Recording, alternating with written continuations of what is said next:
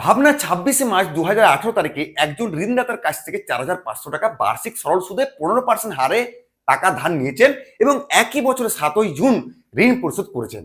তিনি তার ঋণ পরিশোধের জন্য কত টাকা পরিশোধ করেছেন? সরল সুদের গল্প। তার মানে পি আই সমান কি পি আর টি বাই 100।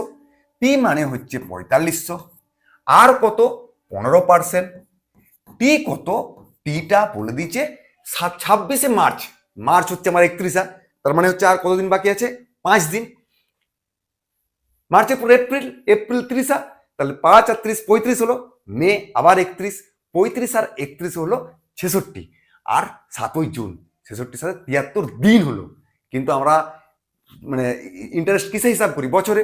তাহলে 73 দিন তো হলো, বছর করার জন্য 365 ভাগ করে দিলাম। এইটি ক্যালকুলেশন করলেই তুমি ইন্টারেস্টটা পেয়ে যাবে। তো ওই পার্সেন্টেজকে হাটিয়ে দুটো শূন্য কাটিয়ে দাও।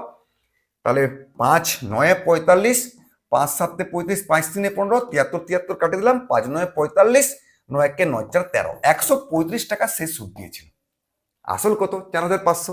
তার সঙ্গে 135 যোগ করে দাও, হয়ে যাবে 4,635 টাকা। অর্থাৎ ভাবনার ঋণ পরিশোধের জন্য 4,635 টাকা দিয়েছিল।